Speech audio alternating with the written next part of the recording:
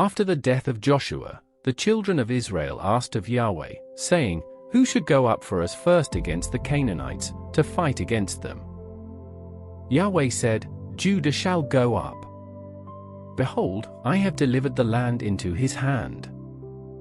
Judah said to Simeon his brother, "Come up with me into my lot, that we may fight against the Canaanites, and I likewise will go with you into your lot." So Simeon went with him. Judah went up, and Yahweh delivered the Canaanites and the Perizzites into their hand. They struck 10,000 men in Bezek.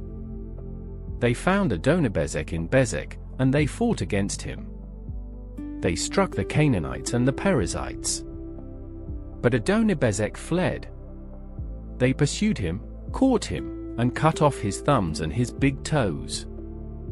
Adonibezek said, 70 kings, having their thumbs and their big toes cut off, scavenged under my table. As I have done, so God has done to me. They brought him to Jerusalem, and he died there. The children of Judah fought against Jerusalem, took it, struck it with the edge of the sword, and set the city on fire. After that, the children of Judah went down to fight against the Canaanites who lived in the hill country, and in the south, and in the lowland. Judah went against the Canaanites who lived in Hebron. The name of Hebron before that was Kiriath Arba. They struck Sheshai, Achiman, and Talmai. From there he went against the inhabitants of Debir. The name of Debir before that was Kiriath Sepher. Caleb said, "I will give Achsah my daughter as wife to the man who strikes Kiriath Sepher, and takes it." Othniel the son of Kenaz, Caleb's younger brother, took it, so he gave him Achsah his daughter as his wife. When she came, she got him to ask her father for a field. She got off her donkey, and Caleb said to her, "What would you like?" She said to him, "Give me a blessing, because you have set me in the land of the south, give me also springs of water." Then Caleb gave her the upper springs and the lower springs.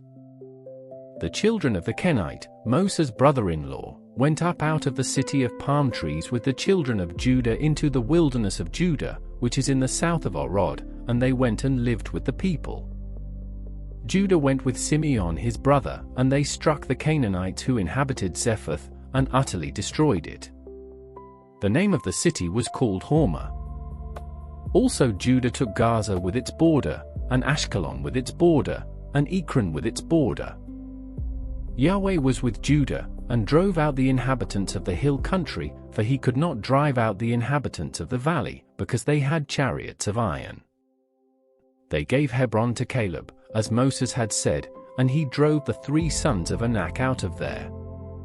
The children of Benjamin didn't drive out the Jebusites who inhabited Jerusalem, but the Jebusites dwell with the children of Benjamin in Jerusalem to this day. The house of Joseph also went up against Bethel, and Yahweh was with them. The house of Joseph sent to spy out Bethel. The name of the city before that was Luz. The watchers saw a man come out of the city, and they said to him, "Please show us the entrance into the city, and we will deal kindly with you." He showed them the entrance into the city, and they struck the city with the edge of the sword, but they let the man and all his family go. The man went into the land of the Hittites, built a city, and called its name Luz, which is its name to this day. Manasseh didn't drive out the inhabitants of Bethshean and its towns, nor Taanach and its towns, nor the inhabitants of Dor and its towns, nor the inhabitants of Ibleam and its towns, nor the inhabitants of Megiddo and its towns, but the Canaanites would dwell in that land. When Israel had grown strong, they put the Canaanites to forced labor, and didn't utterly drive them out. Ephraim didn't drive out the Canaanites who lived in Gezer, but the Canaanites lived in Gezer among them. Zebulun didn't drive out the inhabitants of Kitron, nor the inhabitants of Nahalol, but the Canaanites lived among them, and became subject to forced labor. Asher didn't drive out the inhabitants of Akko, nor the inhabitants of Sidon, nor of Alab, nor of Akzib, nor of Helbar, nor of Aphik, nor of Rehob. But the Asherites lived among the Canaanites, the inhabitants of the land, for they didn't drive them out. Naphtali didn't drive out the inhabitants of Beth Shemesh, nor the inhabitants of Beth Anath, but he lived among the Canaanites, the inhabitants of the land. Nevertheless, the inhabitants of Beth Shemesh and of Beth Anath became subject to forced labor. The Amorites forced the children of Dan into the hill country, for they would not allow them to come down to the valley. But the Amorites would dwell in Mount Heres, in Aijalon, and in Shalbim. Yet the hand of the house of Joseph prevailed, so that they became subject to forced labor. The border of the Amorites was from the ascent of Akrabim, from the rock, and upward. Yahweh's angel came up from Gilgal to Bochim. He said, I brought you out of Egypt, and have brought you to the land which I swore to give your fathers. I said, I will never break my covenant with you.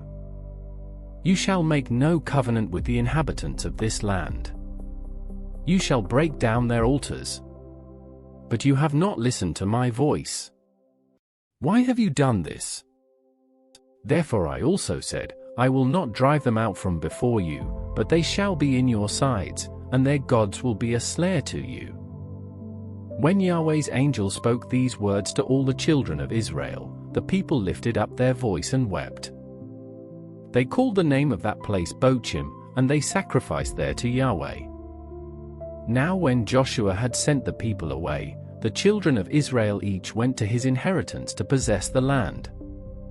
The people served Yahweh all the days of Joshua, and all the days of the elders who outlived Joshua, who had seen all the great work of Yahweh that he had worked for Israel.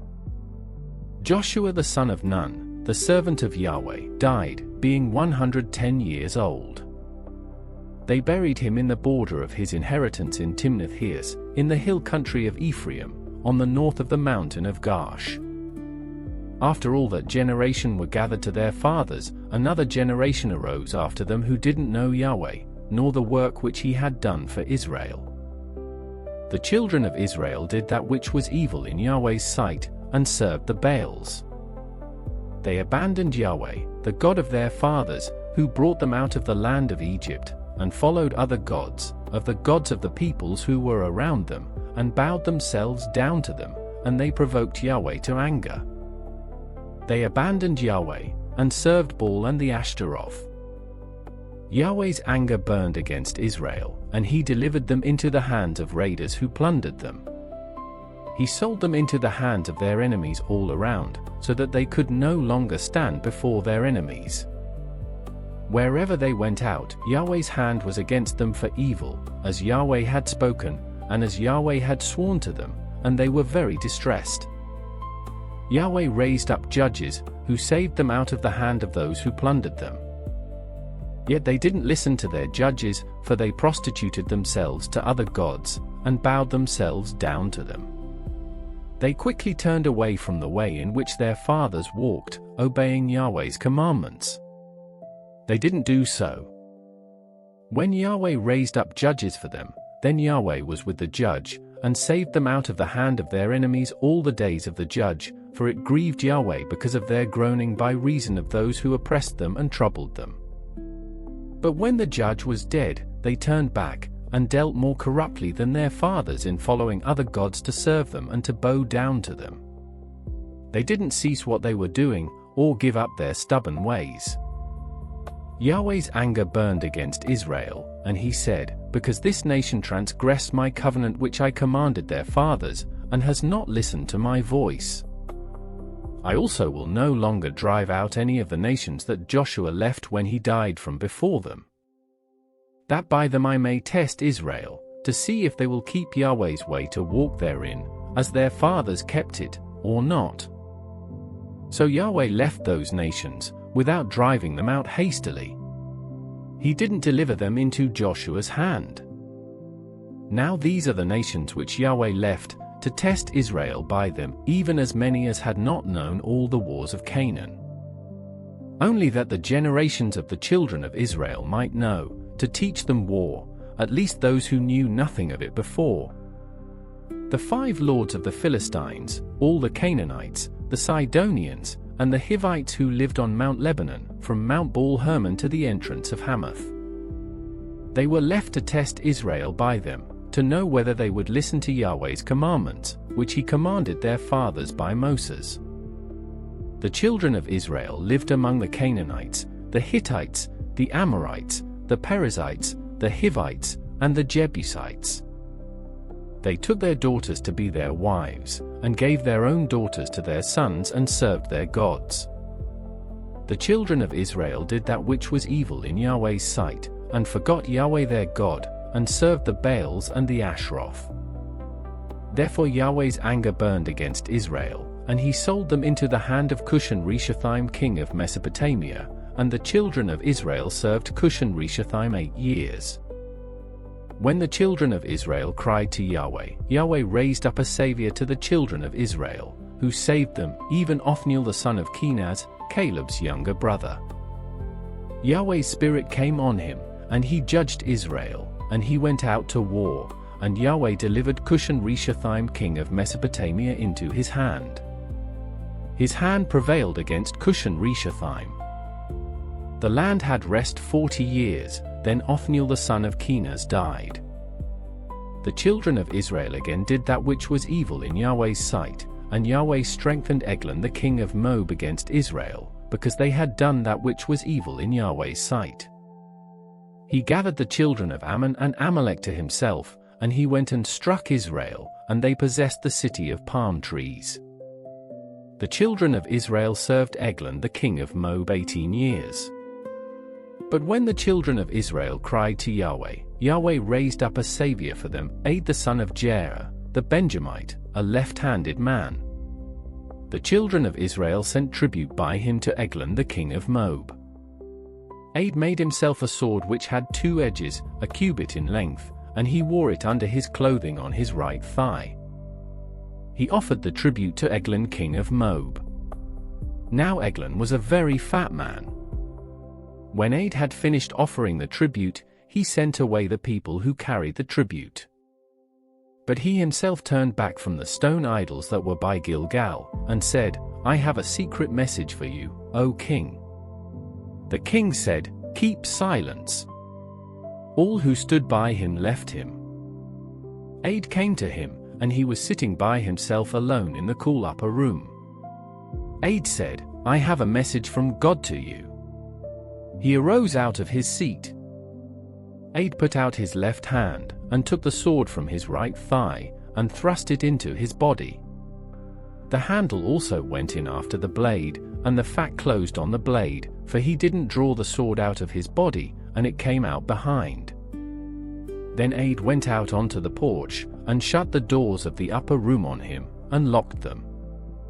After he had gone, his servants came and saw that the doors of the upper room were locked.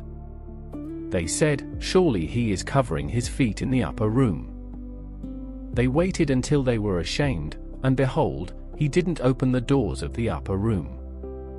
Therefore they took the key and opened them, and behold, their lord had fallen down dead on the floor. Aid escaped while they waited, passed beyond the stone idols, and escaped to Sarah. When he had come, he blew a trumpet in the hill country of Ephraim, and the children of Israel went down with him from the hill country, and he led them. He said to them, Follow me, for Yahweh has delivered your enemies the Moabites into your hand. They followed him, and took the fords of the Jordan against the Moabites, and didn't allow any man to pass over. They struck at that time about 10,000 men of Moab, every strong man and every man of valor. No man escaped. So Moab was subdued that day under the hand of Israel. Then the land had rest 80 years.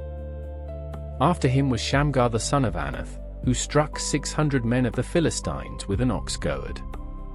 He also saved Israel. The children of Israel again did that which was evil in Yahweh's sight, when Aid was dead. Yahweh sold them into the hand of Jabin king of Canaan, who reigned in Hazor, the captain of whose army was Sisera, who lived in Harosheth of the Gentiles. The children of Israel cried to Yahweh, for he had 900 chariots of iron, and he mightily oppressed the children of Israel for 20 years. Now Deborah, a prophetess, the wife of Lapidoth, judged Israel at that time. She lived under Deborah's palm tree between Ramah and Bethel in the hill country of Ephraim, and the children of Israel came up to her for judgment. She sent and called Barak the son of Abinoam out of Kadesh Naphtali, and said to him, "Hasn't Yahweh, the God of Israel, commanded, Go and lead the way to Mount Tabor, and take with you 10,000 men of the children of Naphtali and of the children of Zebulun? I will draw to you, to the river Kishon, Sisera, the captain of Jabin's army, with his chariots and his multitude, and I will deliver him into your hand." Barak said to her, "If you will go with me, then I will go, but if you will not go with me, I will not go." She said, "I will surely go with you. Nevertheless, the journey that you take won't be for your honor, for Yahweh will sell Sisera into a woman's hand." Deborah arose, and went with Barak to Kadesh. Barak called Zebulun and Naphtali together to Kadesh. 10,000 men followed him, and Deborah went up with him. Now Heber the Kenite had separated himself from the Kenites, even from the children of Hobab, Moses' brother-in-law, and had pitched his tent as far as the oak in Zaanannim, which is by Kadesh. They told Sisera that Barak the son of Abinoam was gone up to Mount Tabor. Sisera gathered together all his chariots, even 900 chariots of iron, and all the people who were with him, from Harosheth of the Gentiles to the river Kishon. Deborah said to Barak, "Go, for this is the day in which Yahweh has delivered Sisera into your hand. Hasn't Yahweh gone out before you?" So Barak went down from Mount Tabor, and 10,000 men after him. Yahweh confused Sisera, all his chariots, and all his army, with the edge of the sword before Barak. Sisera abandoned his chariot and fled away on his feet. But Barak pursued the chariots and the army to Harosheth of the Gentiles, and all the army of Sisera fell by the edge of the sword. There was not a man left. However, Sisera fled away on his feet to the tent of Jael the wife of Heber the Kenite, for there was peace between Jabin the king of Hazor and the house of Heber the Kenite. Jael went out to meet Sisera, and said to him, "Turn in, my lord, turn into me, don't be afraid." He came into her into the tent, and she covered him with a rug.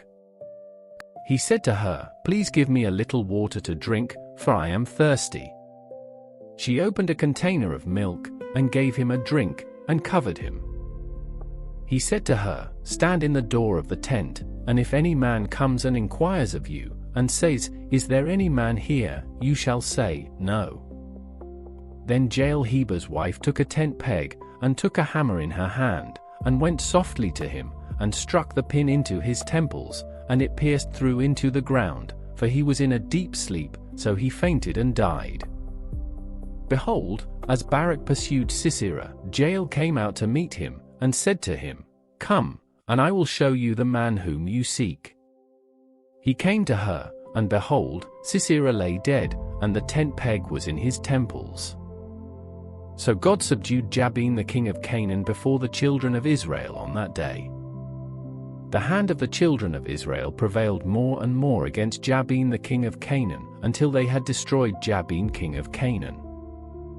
Then Deborah and Barak the son of Abinoam sang on that day, saying, "Because the leaders took the lead in Israel, because the people offered themselves willingly, be blessed, Yahweh. Hear, you kings. Give ear, you princes. I, even I, will sing to Yahweh. I will sing praise to Yahweh, the God of Israel. Yahweh, when you went out of Seir, when you marched out of the field of Edom, the earth trembled, the sky also dropped.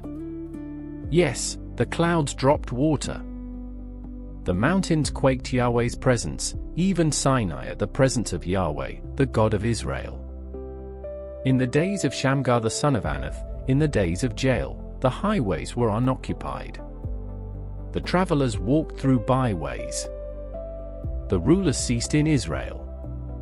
They ceased until I, Deborah, arose, until I arose a mother in Israel. They chose new gods. Then war was in the gates.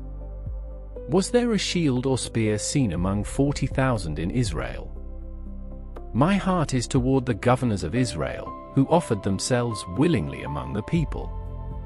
Bless Yahweh! Speak, you who ride on white donkeys, you who sit on rich carpets, and you who walk by the way. Far from the noise of archers, in the places of drawing water, there they will rehearse Yahweh's righteous acts, the righteous acts of his rule in Israel. Then Yahweh's people went down to the gates. Awake, awake, Deborah! Awake, awake, utter a song. Arise, Barak, and lead away your captives, you son of Abinoam. Then a remnant of the nobles and the people came down. Yahweh came down for me against the mighty. Those whose root is in Amalek came out of Ephraim, after you, Benjamin, among your peoples. Governors come down out of Machir. Those who handle the marshal's staff came out of Zebulun. The princes of Issachar were with Deborah. As was Issachar, so was Barak. They rushed into the valley at his feet. By the watercourses of Reuben there were great resolves of heart. Why did you sit among the sheepfolds? To hear the whistling for the flocks? At the watercourses of Reuben there were great searchings of heart. Gilead lived beyond the Jordan.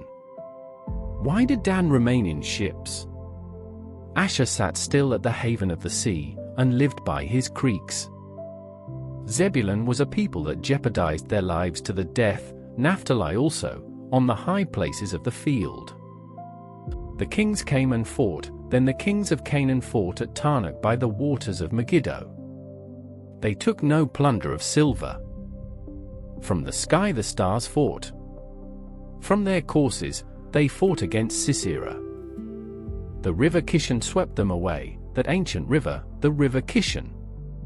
My soul, march on with strength. Then the horse hoof stamped because of the prancing of their strong ones. Curse Meroz, said Yahweh's angel. Curse bitterly its inhabitants, because they didn't come to help Yahweh against the mighty. Jael shall be blessed above women, the wife of Heber the Kenite, blessed shall she be above women in the tent. He asked for water. She gave him milk. She brought him butter in a lordly dish. She put her hand to the tent peg, and her right hand to the workman's hammer. With the hammer she struck Sisera. She struck through his head. Yes, she pierced and struck through his temples. At her feet he bowed, he fell, he lay. At her feet he bowed, he fell. Where he bowed, there he fell down dead. Through the window she looked out, and cried. Sisera's mother looked through the lattice. Why is his chariot so long in coming? Why do the wheels of his chariots wait? Her wise ladies answered her, yes, she returned answer to herself. Have they not found, have they not divided the plunder? A lady, 2 ladies to every man, to Sisera a plunder of dyed garments, a plunder of dyed garments embroidered on both sides, on the necks of the plunder. So let all your enemies perish, Yahweh, but let those who love him be as the sun when it rises in its strength. Then the land had rest 40 years. The children of Israel did that which was evil in Yahweh's sight, so Yahweh delivered them into the hand of Midian 7 years. The hand of Midian prevailed against Israel, and because of Midian the children of Israel made themselves the dens which are in the mountains, the caves, and the strongholds. So it was, when Israel had sown, that the Midianites, the Amalekites, and the children of the east came up against them. They encamped against them, and destroyed the increase of the earth, until you come to Gaza. They left no sustenance in Israel, and no sheep, ox, or donkey. For they came up with their livestock and their tents. They came in as locusts for multitude. Both they and their camels were without number, and they came into the land to destroy it. Israel was brought very low because of Midian, and the children of Israel cried to Yahweh. When the children of Israel cried to Yahweh because of Midian, Yahweh sent a prophet to the children of Israel, and he said to them, Yahweh, the God of Israel, says, I brought you up from Egypt, and brought you out of the house of bondage. I delivered you out of the hand of the Egyptians and out of the hand of all who oppressed you, and drove them out from before you, and gave you their land. I said to you, I am Yahweh your God. You shall not fear the gods of the Amorites, in whose land you dwell. But you have not listened to my voice. Yahweh's angel came and sat under the oak which was in Ophrah, that belonged to Joash the Abiezrite. His son Gideon was beating out wheat in the wine press, to hide it from the Midianites. Yahweh's angel appeared to him, and said to him, Yahweh is with you, you mighty man of valor. Gideon said to him, Oh, my Lord, if Yahweh is with us, why then has all this happened to us? Where are all his wondrous works which our fathers told us of, saying, Didn't Yahweh bring us up from Egypt? But now Yahweh has cast us off, and delivered us into the hand of Midian. Yahweh looked at him, and said, Go in this your might, and save Israel from the hand of Midian. Haven't I sent you? He said to him, O Lord, how shall I save Israel?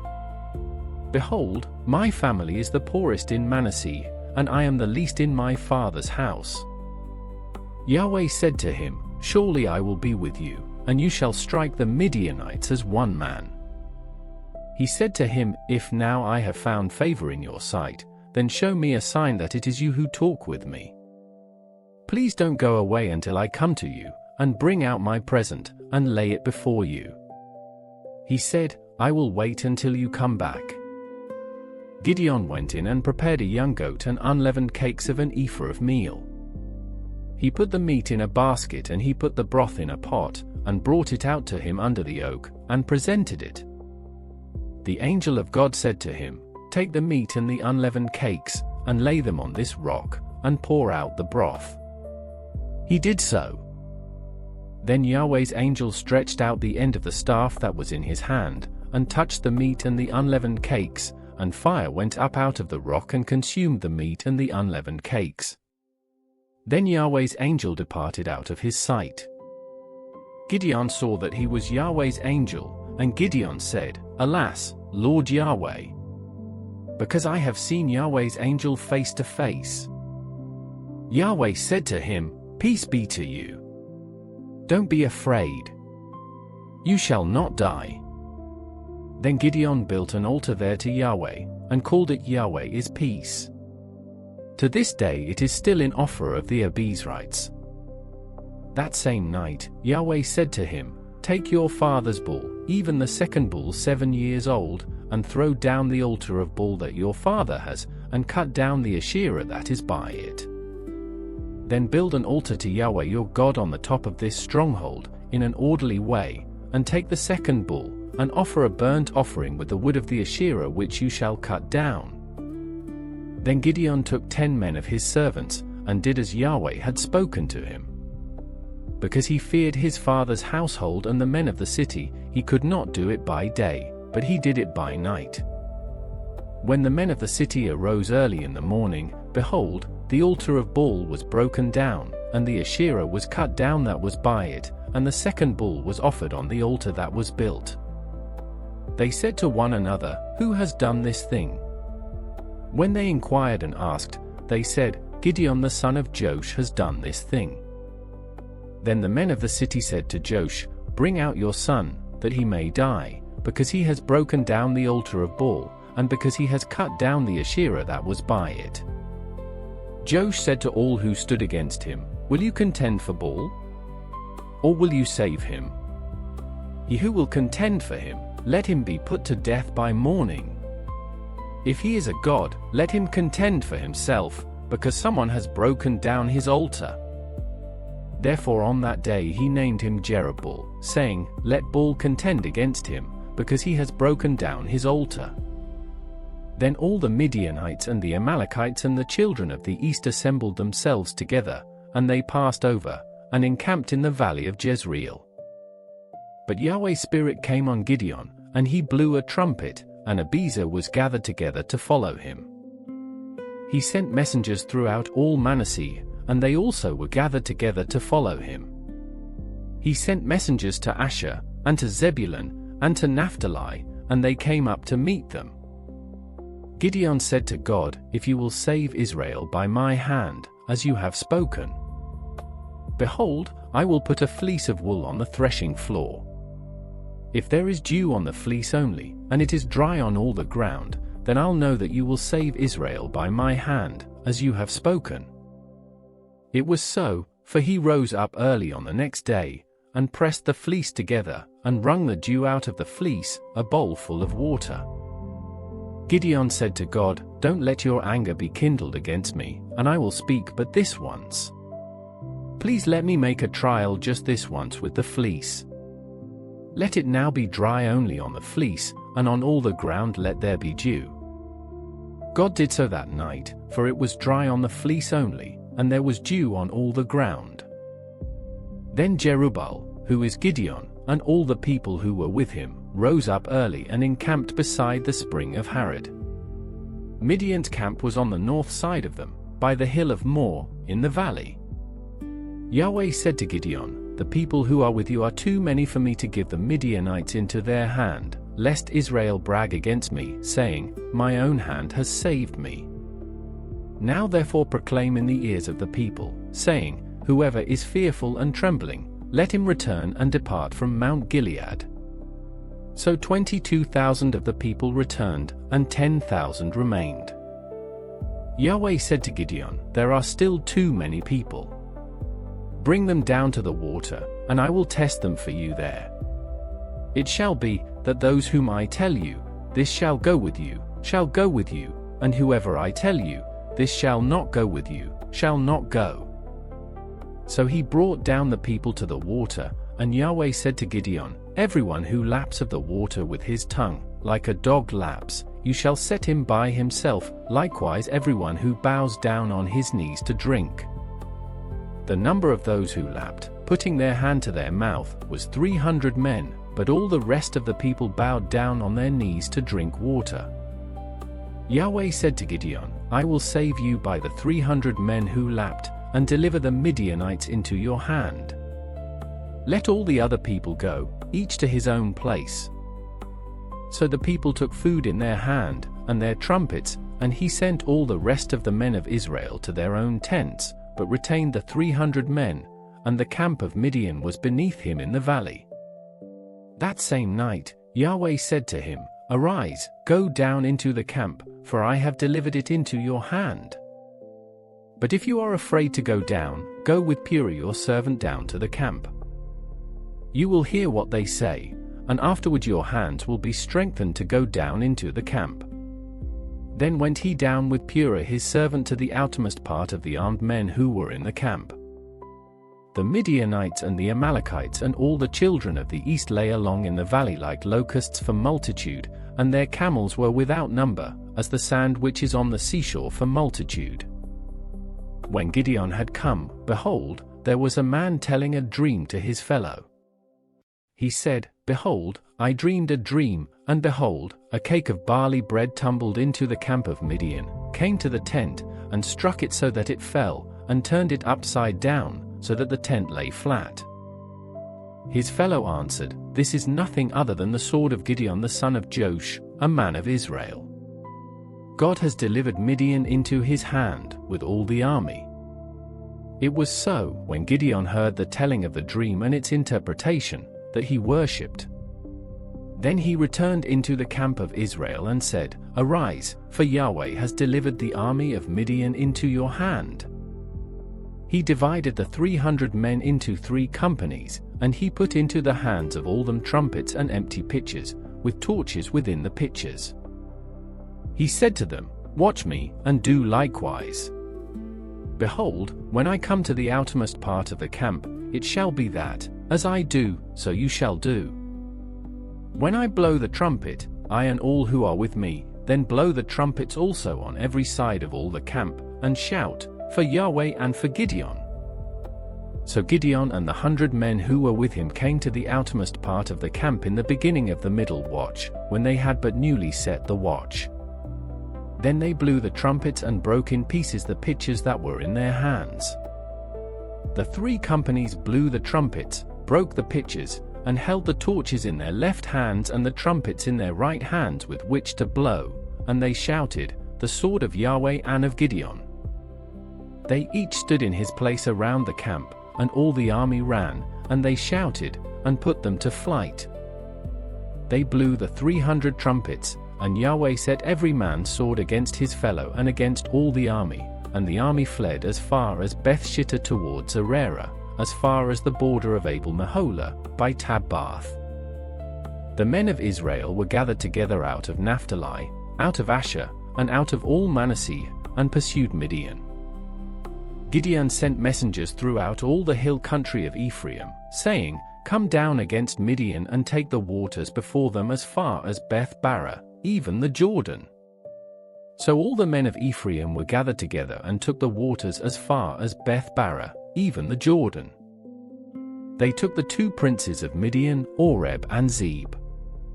They killed Oreb at Oreb's rock, and Zeb they killed at Zeb's wine press, as they pursued Midian. Then they brought the heads of Oreb and Zeb to Gideon beyond the Jordan. The men of Ephraim said to him, "Why have you treated us this way, that you didn't call us when you went to fight with Midian?" They rebuked him sharply. He said to them, "What have I now done in comparison with you? Isn't the gleaning of the grapes of Ephraim better than the vintage of Abiezer? God has delivered into your hand the princes of Midian, Oreb and Zeb. What was I able to do in comparison with you?" Then their anger was abated toward him when he had said that. Gideon came to the Jordan and passed over, he and the 300 men who were with him, faint, yet pursuing. He said to the men of Sukkos, "Please give loaves of bread to the people who follow me, for they are faint, and I am pursuing after Zebah and Zalmunna, the kings of Midian." The princes of Sukkos said, "Are the hands of Zebah and Zalmunna now in your hand, that we should give bread to your army?" Gideon said, "Therefore when Yahweh has delivered Zebah and Zalmunna into my hand, then I will tear your flesh with the thorns of the wilderness and with briars." He went up there to Penuel, and spoke to them in the same way, and the men of Penuel answered him as the men of Sukkos had answered. He spoke also to the men of Penuel, saying, "When I come again in peace, I will break down this tower." Now Zebah and Zalmunna were in Karka, and their armies with them, about 15,000 men, all who were left of all the army of the children of the east, for there fell 120,000 men who drew sword.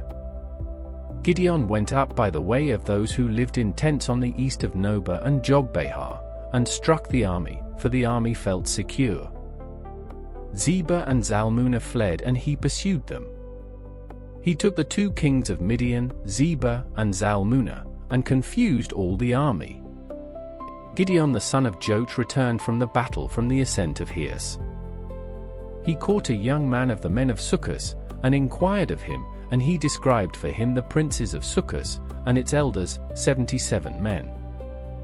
He came to the men of Sukkos, and said, "See Zebah and Zalmunna, concerning whom you taunted me, saying, Are the hands of Zebah and Zalmunna now in your hand, that we should give bread to your men who are weary?" He took the elders of the city, and thorns of the wilderness and briars, and with them he taught the men of Sukkos.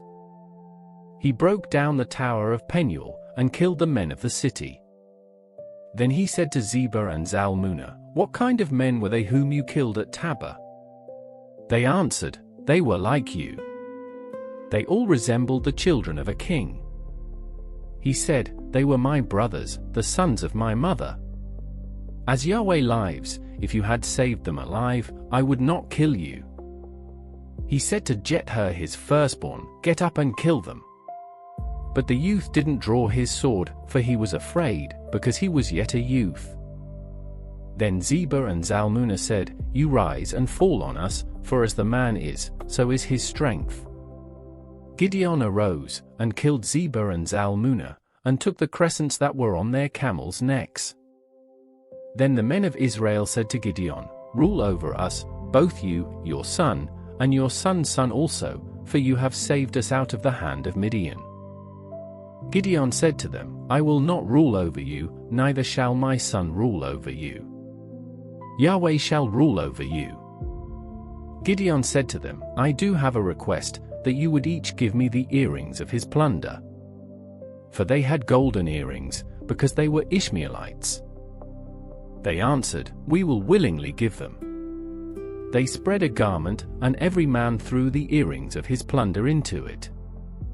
The weight of the golden earrings that he requested was 1,700 shekels of gold, in addition to the crescents, and the pendants, and the purple clothing that was on the kings of Midian, and in addition to the chains that were about their camels' necks. Gideon made an ephod out of it, and put it in Ophrah, his city. Then all Israel played the prostitute with it there, and it became a snare to Gideon and to his house. So Midian was subdued before the children of Israel, and they lifted up their heads no more. The land had rest 40 years in the days of Gideon. Jerubbaal the son of Joash went and lived in his own house. Gideon had 70 sons conceived from his body, for he had many wives.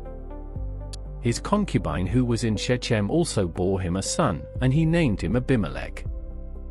Gideon the son of Joash died in a good old age, and was buried in the tomb of Joash his father, in Ophrah of the Abiezrites. As soon as Gideon was dead, the children of Israel turned again and played the prostitute following the Baals, and made Baal-berith their god.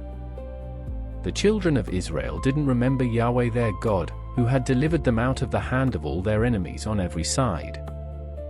Neither did they show kindness to the house of Jerubbaal, that is, Gideon, according to all the goodness which he had shown to Israel. Abimelech the son of Jerubbaal went to Shechem to his mother's brothers, and spoke with them and with all the family of the house of his mother's father, saying, Please speak in the ears of all the men of Shechem. Is it better for you that all the sons of Jerubbaal, who are 70 persons, rule over you, or that one rule over you? Remember also that I am your bone and your flesh. His mother's brothers spoke of him in the ears of all the men of Shechem all these words. Their hearts inclined to follow Abimelech, for they said, He is our brother. They gave him 70 pieces of silver out of the house of Baal-berith, with which Abimelech hired vain and reckless fellows who followed him. He went to his father's house at Ophrah, and killed his brothers the sons of Jerubbaal, being 70 persons, on one stone, but Jotham the youngest son of Jerubbaal was left, for he hid himself. All the men of Shechem assembled themselves together with all the house of Millo, and went and made Abimelech king by the oak of the pillar that was in Shechem. When they told it to Jotham, he went and stood on the top of Mount Gerizim and lifted up his voice, cried out, and said to them, Listen to me, you men of Shechem, that God may listen to you. The tree set out to anoint a king over themselves. They said to the olive tree, Reign over us. But the olive tree said to them, Should I stop producing my oil, with which they honor God and man by me, and go to wave back and forth over the trees? The tree said to the fig tree, Come and reign over us. But the fig tree said to them, Should I leave my sweetness, and my good fruit, and go to wave back and forth over the trees? The tree said to the vine, Come and reign over us. The vine said to them, Should I leave my new wine, which cheers God and man, and go to wave back and forth over the trees? Then all the trees said to the bramble, Come and reign over us. The bramble said to the trees, If in truth you anoint me king over you, then come and take refuge in my shade, and if not, let fire come out of the bramble, and devour the cedars of Lebanon. Now therefore, if you have dealt truly and righteously, in that you have made Abimelech king, and if you have dealt well with Jerubbaal and his house, and have done to him according to the deserving of his hands. For my father fought for you, risked his life, and delivered you out of the hand of Midian. And you have risen up against my father's house today and have slain his sons, 70 persons, on one stone, and have made Abimelech, the son of his female servant, king over the men of Shechem, because he is your brother. If you then have dealt truly and righteously with Jerubbaal and with his house today, then rejoice in Abimelech, and let him also rejoice in you. But if not, let fire come out from Abimelech and devour the men of Shechem and the house of Millo, and let fire come out from the men of Shechem and from the house of Millo and devour Abimelech. Jotham ran away and fled, and went to Beer and lived there, for fear of Abimelech his brother. Abimelech was prince over Israel 3 years.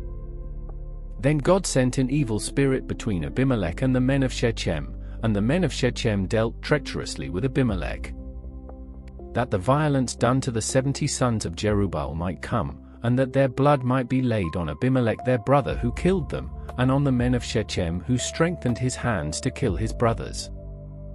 The men of Shechem set an ambush for him on the tops of the mountains, and they robbed all who came along that way by them, and Abimelech was told about it. Gaal the son of Ebed came with his brothers and went over to Shechem, and the men of Shechem put their trust in him.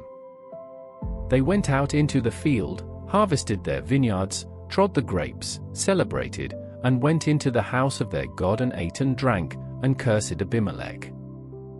Gaal the son of Ebed said, "Who is Abimelech, and who is Shechem, that we should serve him? Isn't he the son of Jerubbaal? Isn't Zebul his officer? Serve the men of Hamor the father of Shechem, but why should we serve him? I wish that this people were under my hand. Then I would remove Abimelech." He said to Abimelech, "Increase your army and come out." When Zebul the ruler of the city heard the words of Gaal the son of Ebed, his anger burned. He sent messengers to Abimelech craftily, saying, "Behold, Gaal the son of Ebed and his brothers have come to Shechem, and behold, they incite the city against you. Now therefore, go up by night, you and the people who are with you, and lie in wait in the field. It shall be that in the morning, as soon as the sun is up, you shall rise early and rush on the city. Behold, when he and the people who are with him come out against you, then may you do to them as you shall find occasion." Abimelech rose up, and all the people who were with him, by night, and they laid wait against Shechem in 4 companies. Gaal the son of Ebed went out, and stood in the entrance of the gate of the city. Abimelech rose up, and the people who were with him, from the ambush. When Gaal saw the people, he said to Zebul, "Behold, people are coming down from the tops of the mountains." Zebul said to him, "You see the shadows of the mountains as if they were men." Gaal spoke again and said, "Behold, people are coming down by the middle of the land, and one company comes by the way of the oak of Meonenim." Then Zebul said to him, "Now where is your mouth, that you said, 'Who is Abimelech, that we should serve him?' Isn't this the people that you have despised? Please go out now and fight with them." Gaal went out before the men of Shechem, and fought with Abimelech. Abimelech chased him, and he fled before him, and many fell wounded, even to the entrance of the gate. Abimelech lived at Arumah, and Zebul drove out Gaal and his brothers, that they should not dwell in Shechem. On the next day, the people went out into the field, and they told Abimelech. He took the people and divided them into 3 companies, and laid wait in the field, and he looked, and behold, the people came out of the city. So he rose up against them and struck them. Abimelech and the companies that were with him rushed forward and stood in the entrance of the gate of the city, and the 2 companies rushed on all who were in the field and struck them. Abimelech fought against the city all that day, and he took the city and killed the people in it. He beat down the city and sowed it with salt. When all the men of the tower of Shechem heard of it, they entered into the stronghold of the house of Elberith. Abimelech was told that all the men of the tower of Shechem were gathered together. Abimelech went up to Mount Zalmon, he and all the people who were with him, and Abimelech took an axe in his hand, and cut down a bough from the trees, and took it up, and laid it on his shoulder. Then he said to the people who were with him, "What you have seen me do, make haste, and do as I have done." All the people likewise each cut down his bough, followed Abimelech, and put them at the base of the stronghold, and set the stronghold on fire over them, so that all the people of the tower of Shechem died also, about 1,000 men and women. Then Abimelech went to Thebez and encamped against Thebez, and took it. But there was a strong tower within the city, and all the men and women of the city fled there, and shut themselves in, and went up to the roof of the tower. Abimelech came to the tower and fought against it, and came near to the door of the tower to burn it with fire. A certain woman cast an upper millstone on Abimelech's head, and broke his skull. Then he called hastily to the young man, his armor-bearer, and said to him, "Draw your sword and kill me, that men not say of me, a woman killed him." His young man thrust him through, and he died. When the men of Israel saw that Abimelech was dead, they each departed to his place. Thus God repaid the wickedness of Abimelech, which he did to his father in killing his 70 brothers. And God repaid all the wickedness of the men of Shechem on their heads, and the curse of Jotham the son of Jerubbaal came on them. After Abimelech, Tola the son of Puah, the son of Dodo, a man of Issachar, arose to save Israel. He lived in Shamir in the hill country of Ephraim. He judged Israel 23 years, and died, and was buried in Shamir. After him Joai, the Gileadite, arose. He judged Israel 22 years. He had 30 sons who rode on 30 donkey colts. They had 30 cities, which are called Havoth-Joai to this day, which are in the land of Gilead. Joai died, and was buried in Kaman.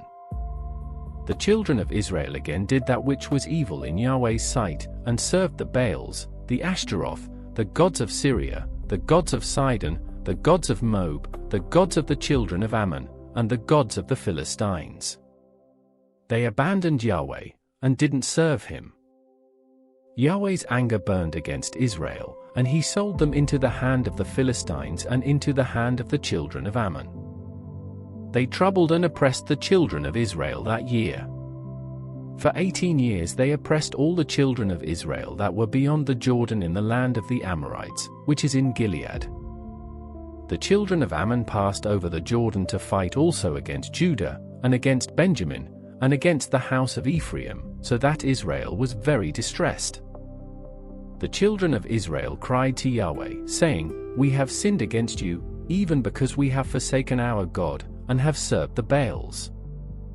Yahweh said to the children of Israel, "Didn't I save you from the Egyptians, and from the Amorites, from the children of Ammon, and from the Philistines? The Sidonians also, and the Amalekites, and the Maonites, oppressed you, and you cried to me, and I saved you out of their hand. Yet you have forsaken me and served other gods. Therefore I will save you no more. Go and cry to the gods which you have chosen. Let them save you in the time of your distress." The children of Israel said to Yahweh, "We have sinned. Do to us whatever seems good to you, only deliver us, please, today." They put away the foreign gods from among them and served Yahweh, and his soul was grieved for the misery of Israel. Then the children of Ammon were gathered together and encamped in Gilead. The children of Israel assembled themselves together and encamped in Mizpah. The people, the princes of Gilead, said to one another, "Who is the man who will begin to fight against the children of Ammon? He shall be head over all the inhabitants of Gilead."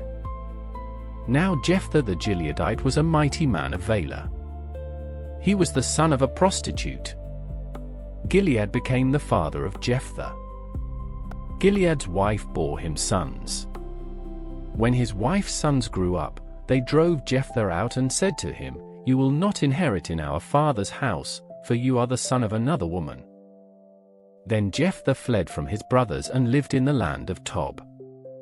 Outlaws joined up with Jephthah, and they went out with him. After a while, the children of Ammon made war against Israel. When the children of Ammon made war against Israel, the elders of Gilead went to get Jephthah out of the land of Tob. They said to Jephthah, "Come and be our chief, that we may fight with the children of Ammon." Jephthah said to the elders of Gilead, "Didn't you hate me, and drive me out of my father's house? Why have you come to me now when you are in distress?"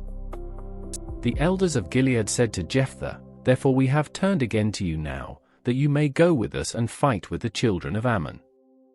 You will be our head over all the inhabitants of Gilead." Jephthah said to the elders of Gilead, "If you bring me home again to fight with the children of Ammon, and Yahweh delivers them before me, will I be your head?" The elders of Gilead said to Jephthah, "Yahweh will be witness between us. Surely we will do what you say." Then Jephthah went with the elders of Gilead, and the people made him head and chief over them. Jephthah spoke all his words before Yahweh in Mizpah. Jephthah sent messengers to the king of the children of Ammon, saying, "What do you have to do with me, that you have come to me to fight against my land?" The king of the children of Ammon answered the messengers of Jephthah, "Because Israel took away my land when he came up out of Egypt, from the Arnon even to the Jabbok, and to the Jordan. Now therefore restore that territory again peaceably." Jephthah sent messengers again to the king of the children of Ammon. And he said to him, "Jephthah says, Israel didn't take away the land of Moab, nor the land of the children of Ammon. But when they came up from Egypt, and Israel went through the wilderness to the Red Sea, and came to Kadesh. Then Israel sent messengers to the king of Edom, saying, Please let me pass through your land. But the king of Edom didn't listen. In the same way, he sent to the king of Moab, but he refused, so Israel stayed in Kadesh. Then they went through the wilderness, and went around the land of Edom, and the land of Moab, and came by the east side of the land of Moab, and they encamped on the other side of the Arnon. But they didn't come within the border of Moab, for the Arnon was the border of Moab. Israel sent messengers to Sihon king of the Amorites, the king of Heshbon, and Israel said to him, Please let us pass through your land to my place. But Sihon didn't trust Israel to pass through his border, but Sihon gathered all his people together, and encamped in Jahaz, and fought against Israel. Yahweh, the God of Israel, delivered Sihon and all his people into the hand of Israel, and they struck them. So Israel possessed all the land of the Amorites, the inhabitants of that country. They possessed all the border of the Amorites, from the Arnon even to the Jabbok, and from the wilderness even to the Jordan. So now Yahweh, the God of Israel, has dispossessed the Amorites from before his people Israel, and should you possess them? Won't you possess that which Chemosh your God gives you to possess? So whoever Yahweh our God has dispossessed from before us, them will we possess. Now are you anything better than Balak the son of Zippor, king of Moab? Did he ever strive against Israel, or did he ever fight against them? Israel lived in Heshbon and its towns, and in Aroer and its towns, and in all the cities that are along the side of the Arnon for 300 years. Why didn't you recover them within that time? Therefore I have not sinned against you, but you do me wrong to war against me. May Yahweh the judge be judged today between the children of Israel and the children of Ammon. However, the king of the children of Ammon didn't listen to the words of Jephthah which he sent him. Then Yahweh's spirit came on Jephthah, and he passed over Gilead and Manasseh, and passed over Mizpah of Gilead, and from Mizpah of Gilead he passed over to the children of Ammon. Jephthah vowed a vow to Yahweh, and said, If you will indeed deliver the children of Ammon into my hand, then it shall be, that whatever comes out of the doors of my house to meet me when I return in peace from the children of Ammon, it shall be Yahweh's, and I will offer it up for a burnt offering. So Jephthah passed over to the children of Ammon to fight against them, and Yahweh delivered them into his hand. He struck them from Aroer until you come to Minnith, even 20 cities, and to Abel-cheramim, with a very great slaughter. So the children of Ammon were subdued before the children of Israel. Jephthah came to Mizpah to his house, and behold, his daughter came out to meet him with tambourines and with dances. She was his only child. Besides her he had neither son nor daughter. When he saw her, he tore his clothes, and said, Alas, my daughter! You have brought me very low, and you are one of those who trouble me, for I have opened my mouth to Yahweh, and I can't go back. She said to him, "My father, you have opened your mouth to Yahweh. Do to me according to that which has proceeded out of your mouth, because Yahweh has taken vengeance for you on your enemies, even on the children of Ammon." Then she said to her father, "Let this thing be done for me. Leave me alone 2 months, that I may depart and go down on the mountains, and bewail my virginity, I and my companions." He said, "Go." He sent her away for 2 months, and she departed, she and her companions, and mourned her virginity on the mountains. At the end of 2 months, she returned to her father, who did with her according to his vow which he had vowed. She was a virgin. It became a custom in Israel that the daughters of Israel went yearly to celebrate the daughter of Jephthah the Gileadite for days in a year. The men of Ephraim were gathered together, and passed northward, and they said to Jephthah, "Why did you pass over to fight against the children of Ammon, and didn't call us to go with you? We will burn your house around you with fire." Jephthah said to them, "I and my people were at great strife with the children of Ammon, and when I called you, you didn't save me out of their hand. When I saw that you didn't save me, I put my life in my hand, and passed over against the children of Ammon, and Yahweh delivered them into my hand. Why then have you come up to me today, to fight against me?" Then Jephthah gathered together all the men of Gilead, and fought with Ephraim. The men of Gilead struck Ephraim, because they said, "You are fugitives of Ephraim, you Gileadites, in the middle of Ephraim, and in the middle of Manasseh." The Gileadites took the fords of the Jordan against the Ephraimites. Whenever a fugitive of Ephraim said, "Let me go over," the men of Gilead said to him, "Are you an Ephraimite?" If he said, "No," then they said to him, "Now say Shibboleth," and he said Sibboleth, for he couldn't manage to pronounce it correctly. Then they seized him and killed him at the fords of the Jordan. At that time, 42,000 of Ephraim fell. Jephthah judged Israel 6 years. Then Jephthah the Gileadite died, and was buried in the cities of Gilead. After him Ibzan of Bethlehem judged Israel. He had 30 sons. He sent his 30 daughters outside his clan, and he brought in 30 daughters from outside his clan for his sons. He judged Israel 7 years. Ibzan died, and was buried at Bethlehem. After him, Elon the Zebulunite judged Israel, and he judged Israel 10 years. Elon the Zebulunite died, and was buried in Aijalon in the land of Zebulun. After him, Abdon the son of Hillel the Pirathonite judged Israel. He had 40 sons and 30 sons who rode on 70 donkey colts. He judged Israel 8 years. Abdon the son of Hillel the Pirathonite died, and was buried in Pirathon in the land of Ephraim, in the hill country of the Amalekites. The children of Israel again did that which was evil in Yahweh's sight, and Yahweh delivered them into the hand of the Philistines 40 years. There was a certain man of Zorah, of the family of the Danites, whose name was Manoah, and his wife was barren, and childless.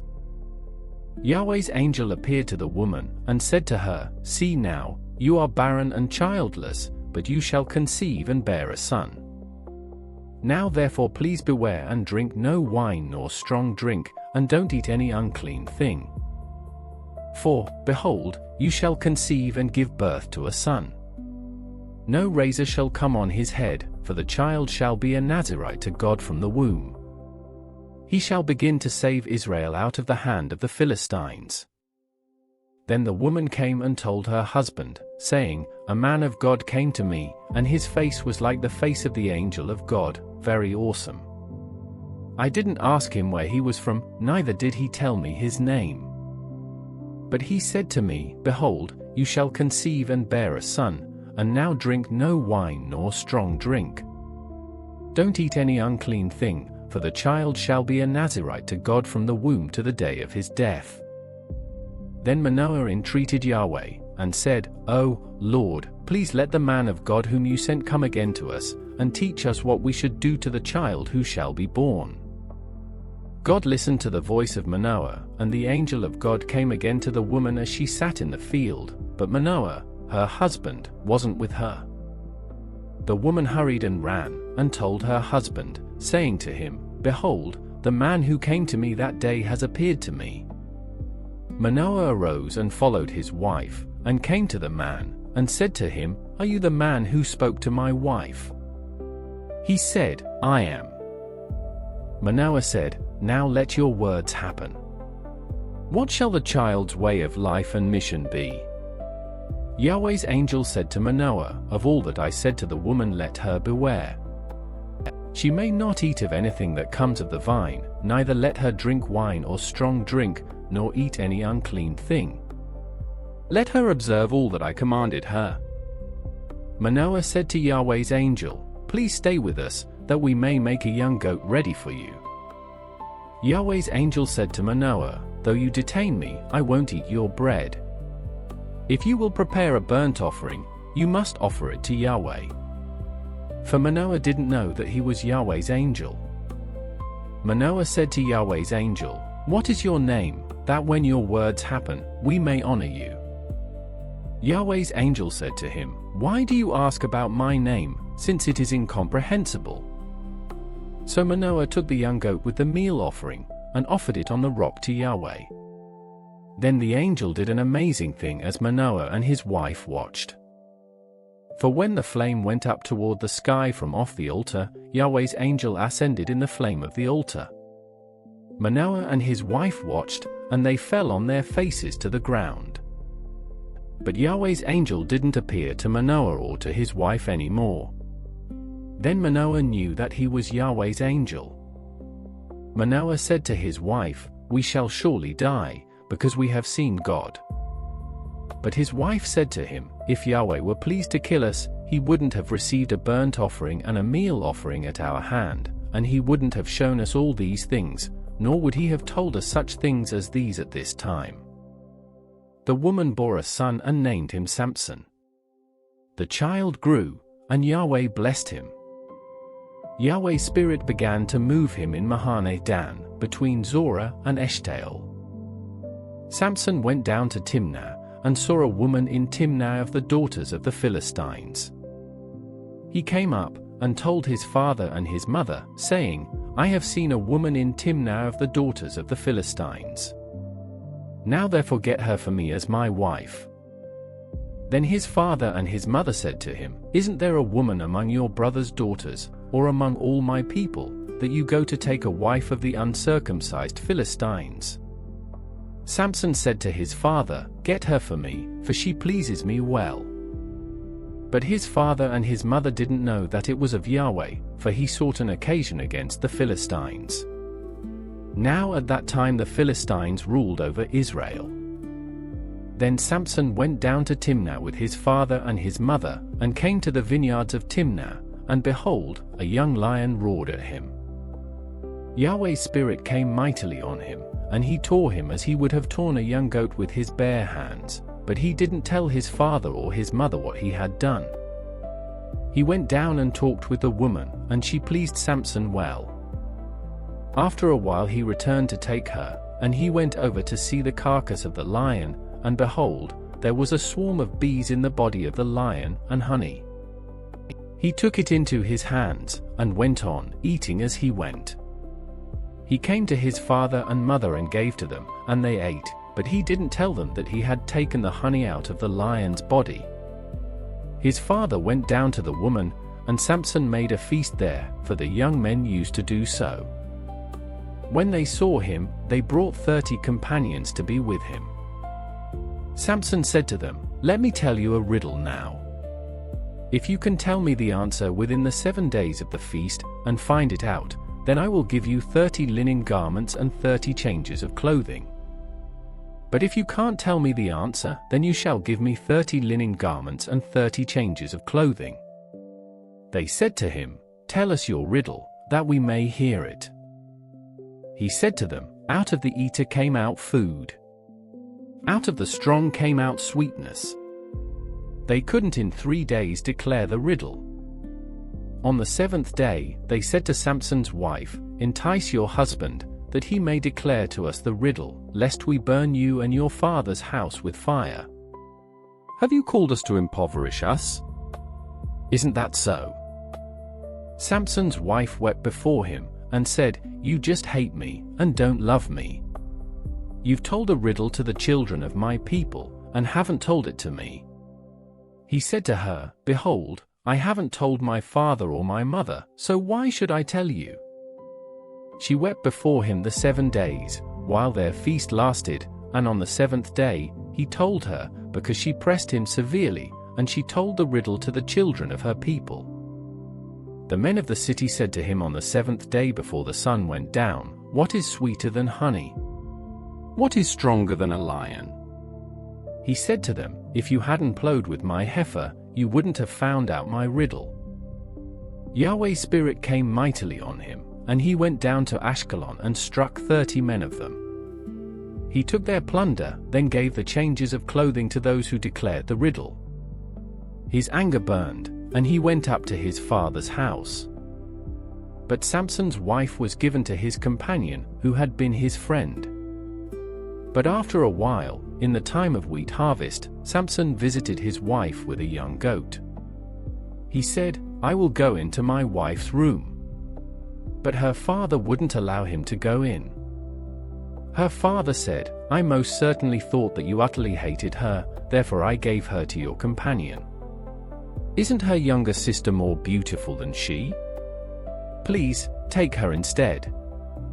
Samson said to them, "This time I will be blameless in the case of the Philistines when I harmed them." Samson went and caught 300 foxes, and took torches, and turned tail to tail, and put a torch in the middle between every 2 tails. When he had set the torches on fire, he let them go into the standing grain of the Philistines, and burned up both the shocks and the standing grain, and also the olive groves. Then the Philistines said, "Who has done this?" They said, "Samson, the son-in-law of the Timnite, because he has taken his wife and given her to his companion." The Philistines came up, and burned her and her father with fire. Samson said to them, "If you behave like this, surely I will take revenge on you, and after that I will cease." He struck them hip and thigh with a great slaughter, and he went down and lived in the cave in Etam's rock. Then the Philistines went up, encamped in Judah, and spread themselves in Lehi. The men of Judah said, "Why have you come up against us?" They said, "We have come up to bind Samson, to do to him as he has done to us." Then 3,000 men of Judah went down to the cave in Etam's rock, and said to Samson, "Don't you know that the Philistines are rulers over us? What then is this that you have done to us?" He said to them, "As they did to me, so I have done to them." They said to him, "We have come down to bind you, that we may deliver you into the hand of the Philistines." Samson said to them, "Swear to me that you will not attack me yourselves." They spoke to him, saying, "No, but we will bind you securely and deliver you into their hands, but surely we will not kill you." They bound him with 2 new ropes, and brought him up from the rock. When he came to Lehi, the Philistines shouted as they met him. Then Yahweh's Spirit came mightily on him, and the ropes that were on his arms became as flax that was burned with fire, and his bands dropped from off his hands. He found a fresh jawbone of a donkey, put out his hand, took it, and struck 1,000 men with it. Samson said, "With the jawbone of a donkey, heaps on heaps, with the jawbone of a donkey I have struck 1,000 men." When he had finished speaking, he threw the jawbone out of his hand, and that place was called Ramath Lehi. He was very thirsty, and called on Yahweh and said, "You have given this great deliverance by the hand of your servant, and now shall I die of thirst, and fall into the hands of the uncircumcised." But God split the hollow place that is in Lehi, and water came out of it. When he had drunk, his spirit came again, and he revived. Therefore its name was called En Hakor, which is in Lehi, to this day. He judged Israel 20 years in the days of the Philistines. Samson went to Gaza, and saw there a prostitute, and went into her.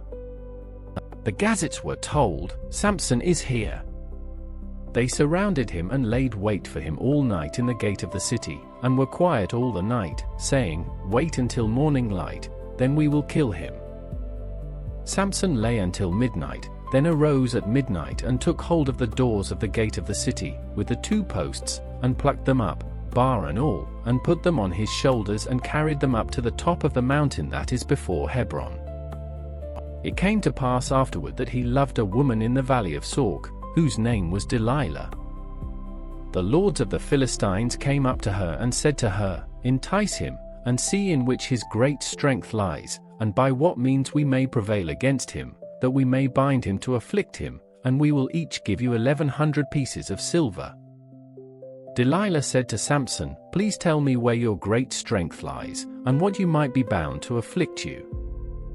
Samson said to her, "If they bind me with 7 green cords that were never dried, then shall I become weak, and be as another man."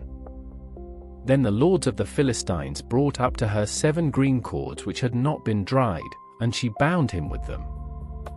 Now she had an ambush waiting in the inner room. She said to him, "The Philistines are on you, Samson." He broke the cords as a flax thread is broken when it touches the fire. So his strength was not known. Delilah said to Samson, "Behold, you have mocked me and told me lies. Now please tell me how you might be bound." He said to her, "If they only bind me with new ropes with which no work has been done, then shall I become weak, and be as another man." So Delilah took new ropes and bound him with them, then said to him, "The Philistines are on you, Samson." The ambush was waiting in the inner room. He broke them off his arms like a thread. Delilah said to Samson, "Until now, you have mocked me and told me lies. Tell me with what you might be bound." He said to her, "If you weave the 7 locks of my head with the fabric on the loom." She fastened it with the pin, and said to him, "The Philistines are on you, Samson." He awakened out of his sleep, and plucked away the pin of the beam and the fabric. She said to him, "How can you say, 'I love you,' when your heart is not with me? You have mocked me these 3 times, and have not told me where your great strength lies." When she pressed him daily with her words and urged him, his soul was troubled to death. He told her all his heart and said to her, "No razor has ever come on my head, for I have been a Nazirite to God from my mother's womb. If I am shaved, then my strength will go from me and I will become weak, and be like any other man." When Delilah saw that he had told her all his heart, she sent and called for the lords of the Philistines, saying, "Come up this once, for he has told me all his heart." Then the lords of the Philistines came up to her and brought the money in their hand. She made him sleep on her knees, and she called for a man and shaved off the 7 locks of his head, and she began to afflict him, and his strength went from him. She said, "The Philistines are upon you, Samson." He awoke out of his sleep, and said, "I will go out as at other times, and shake myself free." But he didn't know that Yahweh had departed from him. The Philistines laid hold on him and put out his eyes, and they brought him down to Gaza and bound him with fetters of bronze, and he ground at the mill in the prison. However, the hair of his head began to grow again after he was shaved. The lords of the Philistines gathered together to offer a great sacrifice to Dagon their god, and to rejoice, for they said, "Our God has delivered Samson our enemy into our hand." When the people saw him, they praised their God, for they said, "Our God has delivered our enemy and the destroyer of our country, who has slain many of us, into our hand." When their hearts were merry, they said, "Call for Samson, that he may entertain us." They called for Samson out of the prison, and he performed before them. They set him between the pillars. And Samson said to the boy who held him by the hand, "Allow me to feel the pillars on which the house rests, that I may lean on them." Now the house was full of men and women, and all the lords of the Philistines were there, and there were on the roof about 3,000 men and women, who saw while Samson performed. Samson called to Yahweh, and said, Lord Yahweh, remember me, please, and strengthen me, please, only this once, God, that I may be at once avenged of the Philistines for my 2 eyes. Samson took hold of the 2 middle pillars on which the house rested and leaned on them, the one with his right hand and the other with his left. Samson said, "Let me die with the Philistines." He bowed himself with all his might, and the house fell on the lords, and on all the people who were in it.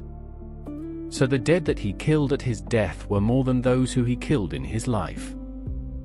Then his brothers and all the house of his father came down and took him, and brought him up and buried him between Zorah and Eshtaol in the burial site of Manoah his father.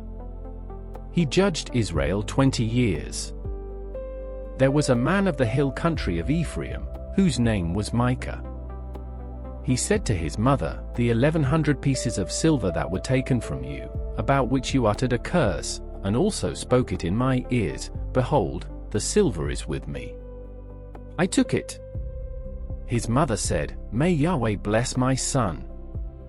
He restored the 1100 pieces of silver to his mother. Then his mother said, "I most certainly dedicate the silver to Yahweh from my hand for my son, to make a carved image and a molten image. Now therefore I will restore it to you." When he restored the money to his mother took 200 pieces of silver, and gave them to a silversmith, who made a carved image and a molten image out of it. It was in the house of Micah. The man Micah had a house of gods, and he made an ephod, and teraphim, and consecrated one of his sons, who became his priest. In those days there was no king in Israel. Everyone did that which was right in his own eyes. There was a young man out of Bethlehem, Judah, of the family of Judah, who was a Levite, and he lived there. The man departed out of the city, out of Bethlehem, Judah, to live where he could find a place, and he came to the hill country of Ephraim, to the house of Micah, as he traveled. Micah said to him, "Where did you come from?" He said to him, "I am a Levite of Bethlehem, Judah, and I am looking for a place to live." Micah said to him, "Dwell with me, and be to me a father and a priest, and I will give you 10 pieces of silver per year, a suit of clothing, and your food." So the Levite went in. The Levite was content to dwell with the man, and the young man was to him as one of his sons. Micah consecrated the Levite, and the young man became his priest, and was in the house of Micah. Then Micah said, "Now I know that Yahweh will do good to me, since I have a Levite as my priest."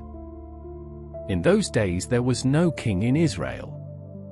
In those days the tribe of the Danites sought an inheritance to dwell in, for to that day, their inheritance had not fallen to them among the tribes of Israel. The children of Dan sent 5 men of their family from their whole number, men of Valah, from Zorah and from Eshtaol, to spy out the land and to search it. They said to them, "Go, explore the land." They came to the hill country of Ephraim, to the house of Micah, and lodged there. When they were by the house of Micah, they knew the voice of the young man the Levite, so they went over there and said to him, "Who brought you here? What do you do in this place? What do you have here?" He said to them, "Thus and thus has Micah dealt with me, and he has hired me, and I have become his priest." They said to him, "Please ask counsel of God, that we may know whether our way which we go shall be prosperous." The priest said to them, "Go in peace. Your way in which you go is before Yahweh." Then the 5 men departed and came to Laish and saw the people who were there, how they lived in safety, in the way of the Sidonians, quiet and secure, for there was no one in the land possessing authority, that might put them to shame in anything, and they were far from the Sidonians, and had no dealings with anyone else. They came to their brothers at Zorah and Eshtaol, and their brothers asked them, "What do you say?" They said, "Arise, and let's go up against them, for we have seen the land, and behold, it is very good. Do you stand still? Don't be slothful to go and to enter in to possess the land. When you go, you will come to an unsuspecting people, and the land is large, for God has given it into your hand, a place where there is no lack of anything that is in the earth. The family of the Danites set out from Zorah and Eshtaol with 600 men armed with weapons of war. They went up and encamped in Kiriath-Jearim in Judah. Therefore they call that place Mahaneh Dan to this day. Behold, it is behind Kiriath-Jearim. They passed from there to the hill country of Ephraim, and came to the house of Micah. Then the 5 men who went to spy out the country of Laish answered and said to their brothers, Do you know that there is in these houses an ephod, and teraphim, and a carved image, and a molten image? Now therefore consider what you have to do. They went over there and came to the house of the young Levite man, even to the house of Micah, and asked him how he was doing. The 600 men armed with their weapons of war, who were of the children of Dan, stood by the entrance of the gate. The 5 men who went to spy out the land went up, and came in there, and took the engraved image, the ephod, the teraphim, and the molten image, and the priest stood by the entrance of the gate with the 600 men armed with weapons of war. When these went into Micah's house, and took the engraved image, the ephod, the teraphim, and the molten image, the priest said to them, What are you doing? They said to him, Hold your peace, put your hand on your mouth, and go with us. Be a father and a priest to us. Is it better for you to be priest to the house of one man, or to be priest to a tribe and a family in Israel? The priest's heart was glad, and he took the ephod, the teraphim, and the engraved image, and went with the people. So they turned and departed, and put the little ones, the livestock, and the goods before them. When they were a good way from the house of Micah, the men who were in the houses near Micah's house gathered together and overtook the children of Dan. As they called to the children of Dan, they turned their faces, and said to Micah, What ails you, that you come with such a company? He said, You have taken away my gods which I made, and the priest, and have gone away. What more do I have? How can you ask me, What ails you? The children of Dan said to him, Don't let your voice be heard among us, lest angry fellows fall on you, and you lose your life, with the lives of your household. The children of Dan went their way, and when Micah saw that they were too strong for him, he turned and went back to his house. They took that which Micah had made, and the priest whom he had, and came to Laish, to a people quiet and unsuspecting, and struck them with the edge of the sword. Then they burned the city with fire. There was no deliverer, because it was far from Sidon, and they had no dealings with anyone else, and it was in the valley that lies by Beth Rehob. They built the city and lived in it. They called the name of the city Dan, after the name of Dan their father, who was born to Israel. However, the name of the city used to be Laish. The children of Dan set up for themselves the engraved image, and Jonathan, the son of Gershom, the son of Moses, and his sons were priests to the tribe of the Danites until the day of the captivity of the land. So they set up for themselves Micah's engraved image which he made, and it remained all the time that God's house was in Shiloh. In those days, when there was no king in Israel, there was a certain Levite living on the farther side of the hill country of Ephraim, who took for himself a concubine out of Bethlehem, Judah. His concubine played the prostitute against him, and went away from him to her father's house to Bethlehem, Judah, and was there for 4 months. Her husband arose and went after her to speak kindly to her, to bring her again, having his servant with him and a couple of donkeys. She brought him into her father's house, and when the father of the young lady saw him, he rejoiced to meet him. His father-in-law, the young lady's father, kept him there, and he stayed with him 3 days. So they ate and drank, and stayed there. On the 4th day, they got up early in the morning, and he rose up to depart. The young lady's father said to his son-in-law, Strengthen your heart with a morsel of bread, and afterward you shall go your way. So they sat down, ate, and drank, both of them together. Then the young lady's father said to the man, Please be pleased to stay all night, and let your heart be merry. The man rose up to depart, but his father-in-law urged him, and he stayed there again. He arose early in the morning on the 5th day to depart, and the young lady's father said, "Please strengthen your heart and stay until the day declines," and they both ate. When the man rose up to depart, he, and his concubine, and his servant, his father-in-law, the young lady's father, said to him, "Behold, now the day draws toward evening, please stay all night. Behold, the day is ending. Stay here, that your heart may be merry, and tomorrow go on your way early, that you may go home." But the man wouldn't stay that night, but he rose up and went near Jebus, also called Jerusalem. With him were a couple of saddled donkeys. His concubine also was with him. When they were by Jebus, the day was far spent, and the servant said to his master, "Please come and let's enter into this city of the Jebusites, and stay in it." His master said to him, "We won't enter into the city of a foreigner that is not of the children of Israel, but we will pass over to Gibeah." He said to his servant, "Come and let's draw near to one of these places, and we will lodge in Gibeah, or in Ramah." So they passed on and went their way, and the sun went down on them near Gibeah, which belongs to Benjamin. They went over there, to go in to stay in Gibeah. He went in, and sat down in the street of the city, for there was no one who took them into his house to stay. Behold, an old man came from his work out of the field at evening. Now the man was from the hill country of Ephraim, and he lived in Gibeah, but the men of the place were Benjamites. He lifted up his eyes, and saw the wayfaring man in the street of the city, and the old man said, "Where are you going? Where did you come from?" He said to him, "We are passing from Bethlehem, Judah to the farther side of the hill country of Ephraim." "I am from there, and I went to Bethlehem, Judah. I am going to Yahweh's house, and there is no one who has taken me into his house. Yet there is both straw and feed for our donkeys, and there is bread and wine also for me, and for your servant, and for the young man who is with your servants. There is no lack of anything." The old man said, "Peace be to you. Just let me supply all your needs, but don't sleep in the street."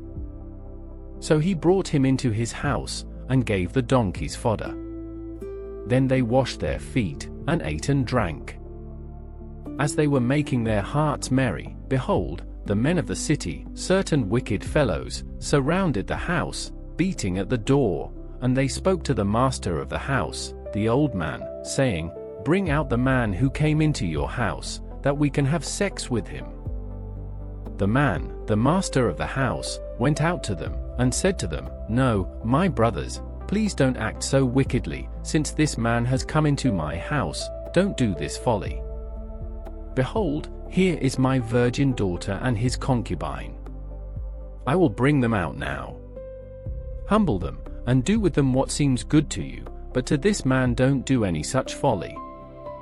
But the men wouldn't listen to him, so the man grabbed his concubine, and brought her out to them, and they had sex with her, and abused her all night until the morning. When the day began to dawn, they let her go. Then the woman came in the dawning of the day, and fell down at the door of the man's house where her lord was, until it was light.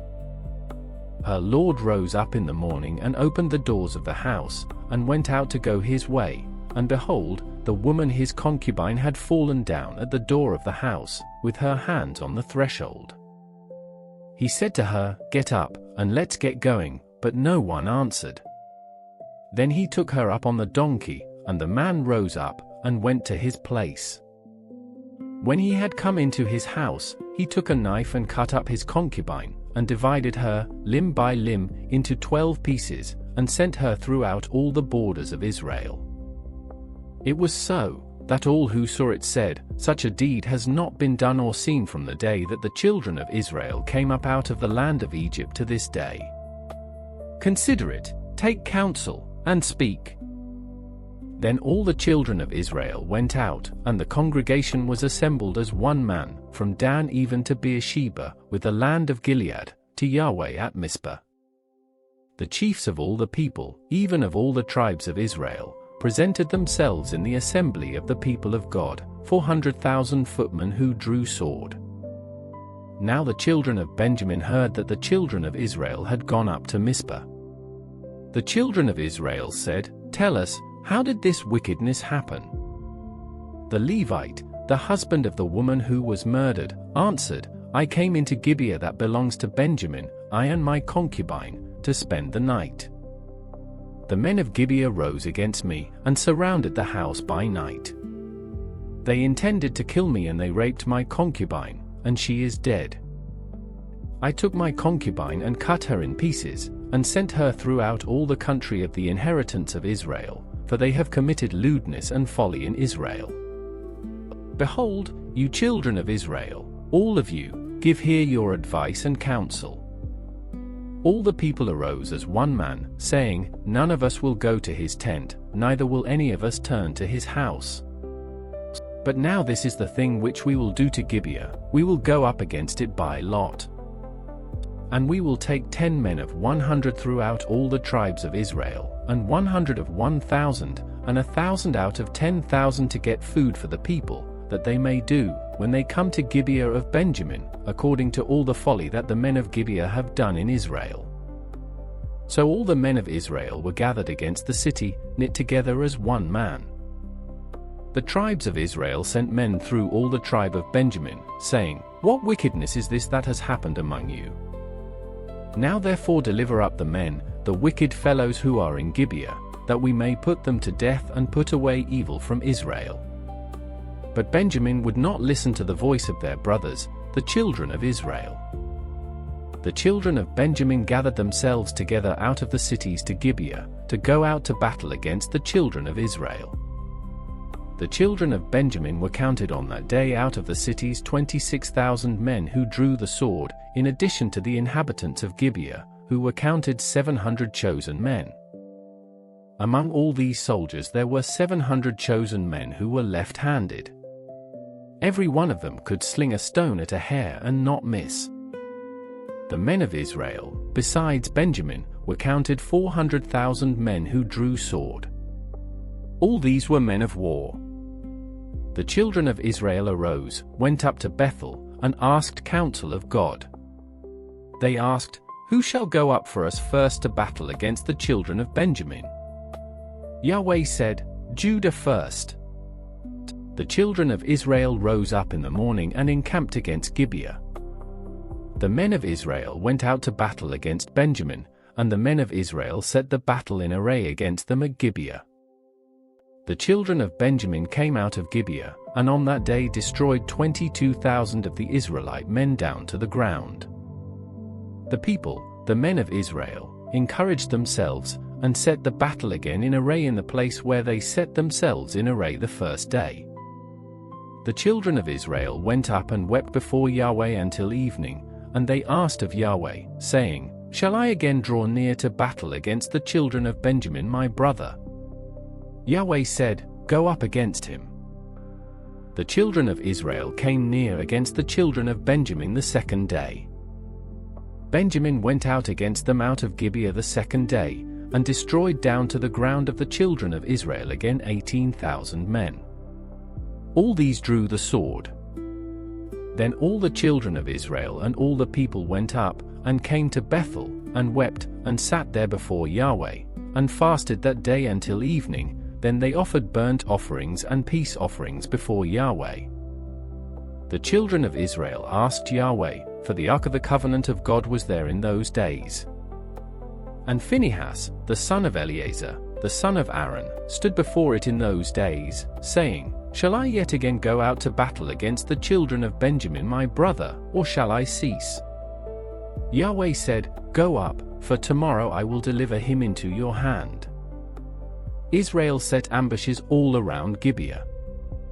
The children of Israel went up against the children of Benjamin on the third day, and set themselves in array against Gibeah, as at other times. The children of Benjamin went out against the people, and were drawn away from the city, and they began to strike and kill of the people as at other times, in the highways, of which one goes up to Bethel and the other to Gibeah, in the field, about 30 men of Israel. The children of Benjamin said, "They are struck down before us, as at the first."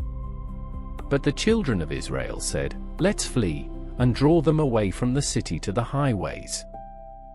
All the men of Israel rose up out of their place and set themselves in array at Baal-Tamar. Then the ambushers of Israel broke out of their place, even out of Mareh-Jeba. 10,000 chosen men out of all Israel came over against Gibeah, and the battle was severe, but they didn't know that disaster was close to them. Yahweh struck Benjamin before Israel, and the children of Israel destroyed of Benjamin that day 25,100 men. All these drew the sword. So the children of Benjamin saw that they were struck, for the men of Israel yielded to Benjamin because they trusted the ambushers whom they had set against Gibeah. The ambushers hurried, and rushed on Gibeah, then the ambushers spread out, and struck all the city with the edge of the sword. Now the appointed sign between the men of Israel and the ambushers was that they should make a great cloud of smoke rise up out of the city. The men of Israel turned in the battle, and Benjamin began to strike and kill of the men of Israel about 30 persons, for they said, "Surely they are struck down before us, as in the first battle." But when the cloud began to arise up out of the city in a pillar of smoke, the Benjamites looked behind them, and behold, the whole city went up in smoke to the sky. The men of Israel turned, and the men of Benjamin were dismayed, for they saw that disaster had come on them. Therefore they turned their backs before the men of Israel to the way of the wilderness, but the battle followed hard after them, and those who came out of the cities destroyed them in the middle of it. They surrounded the Benjamites, chased them, and trod them down at their resting place, as far as near Gibeah toward the sunrise. 18,000 men of Benjamin fell, all these were men of valor. They turned and fled toward the wilderness to the rock of Rimmon. They gleaned 5,000 men of them in the highways, and followed hard after them to guide them, and struck 2,000 men of them. So that all who fell that day of Benjamin were 25,000 men who drew the sword. All these were men of valor. But 600 men turned and fled toward the wilderness to the rock of Rimmon, and stayed in the rock of Rimmon 4 months. The men of Israel turned again on the children of Benjamin, and struck them with the edge of the sword, including the entire city, the livestock, and all that they found. Moreover, they set all the cities which they found on fire. Now the men of Israel had sworn in Mizpah, saying, "None of us will give his daughter to Benjamin as a wife." The people came to Bethel and sat there until evening before God, and lifted up their voices, and wept severely. They said, "Yahweh, the God of Israel, why has this happened in Israel, that there should be one tribe lacking in Israel today?" On the next day, the people rose early and built an altar there, and offered burnt offerings and peace offerings. The children of Israel said, "Who is there among all the tribes of Israel who didn't come up in the assembly to Yahweh?" For they had made a great oath concerning him who didn't come up to Yahweh to Mizpah, saying, "He shall surely be put to death." The children of Israel grieved for Benjamin their brother, and said, "There is one tribe cut off from Israel today. How shall we provide wives for those who remain, since we have sworn by Yahweh that we will not give them of our daughters to wives?" They said, "What one is there of the tribes of Israel who didn't come up to Yahweh to Mizpah?" Behold, no one came from Jabesh Gilead to the camp to the assembly. For when the people were counted, behold, there were none of the inhabitants of Jabesh Gilead there. The congregation sent 12,000 of the most valiant men there, and commanded them, saying, "Go and strike the inhabitants of Jabesh Gilead with the edge of the sword, with the women and the little ones. This is the thing that you shall do, you shall utterly destroy every male, and every woman who has lain with a man." They found among the inhabitants of Jabesh Gilead 400 young virgins who had not known man by lying with him, and they brought them to the camp to Shiloh, which is in the land of Canaan. The whole congregation sent and spoke to the children of Benjamin who were in the rock of Rimmon, and proclaimed peace to them. Benjamin returned at that time, and they gave them the women whom they had saved alive of the women of Jabesh Gilead. there still weren't enough for them. The people grieved for Benjamin because Yahweh had made a breach in the tribes of Israel. Then the elders of the congregation said, "How shall we provide wives for those who remain, since the women are destroyed out of Benjamin?" They said, "There must be an inheritance for those who are escaped of Benjamin, that a tribe not be blotted out from Israel. However, we may not give them wives of our daughters, for the children of Israel had sworn, saying, 'Cursed is he who gives a wife to Benjamin.'" They said, "Behold, there is a feast of Yahweh from year to year in Shiloh, which is on the north of Bethel, on the east side of the highway that goes up from Bethel to Shechem, and on the south of Lebonah." They commanded the children of Benjamin, saying, "Go and lie in wait in the vineyards. And see, and behold, if the daughters of Shiloh come out to dance in the dances, then come out of the vineyards, and each man catch his wife of the daughters of Shiloh, and go to the land of Benjamin. It shall be, when their fathers or their brothers come to complain to us, that we will say to them, 'Grant them graciously to us, because we didn't take for each man his wife in battle, neither did you give them to them, otherwise you would now be guilty.'" The children of Benjamin did so, and took wives for themselves according to their number of those who danced, whom they carried off. They went and returned to their inheritance, built the cities, and lived in them. The children of Israel departed from there at that time, every man to his tribe and to his family, and they each went out from there to his own inheritance. In those days there was no king in Israel. Everyone did that which was right in his own eyes.